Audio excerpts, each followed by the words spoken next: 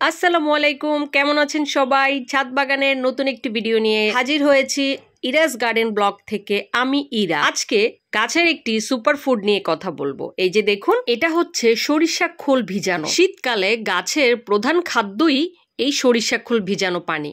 এখানে আমি 1 লিটার ভাতের মারের সাথে 100 গ্রাম সরিষা খোল ভিজিয়ে রেখেছি। একটা বোতলে রেখে বোতলের মুখটা ভালো করে বন্ধ করে দিয়েছি। এতে কি হবে? এতে কোনো পোকামাকড় হবে না।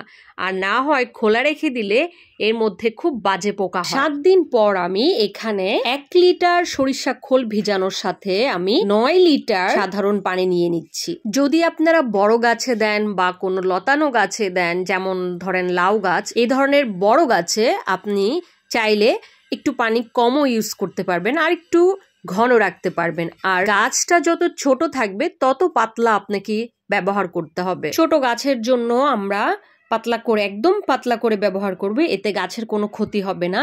আর বড় গাছের জন্য আমরা একটু ঘন করে ব্যবহার করতে পারি, কিন্তু পাতলাটাও করা যাবে। আর এই সরিষা খোল ভেজানো পানি আপনারা সপ্তাহে 1 দিন করে ব্যবহার করতে পারবেন। আর যখন গাছটা খুব বেশি বাড়ন্ত থাকবে তখন আপনারা, বা এই যে শীতকালটায়, সপ্তাহে 2 বার করেও ব্যবহার করা যায়। সরিষা খোলটা হচ্ছে অনেক গরম একটা খাবার, এতে গাছের বৃদ্ধি অনেক দ্রুত হয়। আর এটার ব্যবহারের আদর্শ সময় হচ্ছে শীতকাল।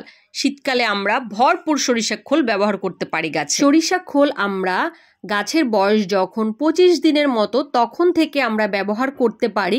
এরপর আস্তে আস্তে যতদিন পর্যন্ত ফুল আসার সময় না হয় ততদিন পর্যন্ত এটা আমরা ব্যবহার করতে পারি। যখন ফুল আসার সময় হবে তখন আমরা পটাশিয়াম ব্যবহার করব।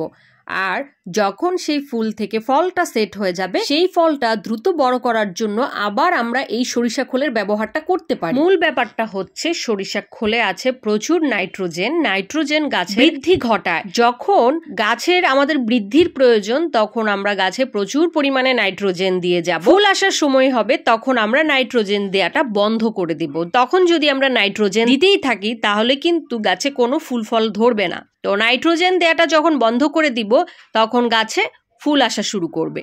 আর ফুল থেকে যখন মাত্র ফলটা সেট হয়ে যাবে তখনই আমরা আবারও শুরু করে দেব এই নাইট্রোজেনটা দেওয়া। তাতে কি হবে? তাতে আমার ফলটাও দ্রুত বড় হয়ে যাবে। আমার বাগানে এখন সিম, টমেটো, লাউ, বেগুন এগুলো বড় করার জন্য আমি কিন্তু আজকের খাবারটা ব্যবহার করলাম। মাশাআল্লাহ, আমার ছাদ বাগানের টমেটো গুলো কি সুন্দর ঝুলে আছে। আর এইগুলো কিন্তু আমি এই যে 5 লিটারের তেলের বোতলেই লাগিয়ে দিয়েছি। আমার আজকের ভিডিওটি কেমন লাগলো প্লিজ একটা কমেন্ট করে জানাবেন। আর ভালো লাগলে অবশ্যই লাইক করে দিবেন, চ্যানেলটা সাবস্ক্রাইব করে দিবেন। সবাই ভালো থাকবেন, সুস্থ থাকবেন, ইরাস গার্ডেনের সাথেই থাকবেন। আল্লাহ হাফেজ।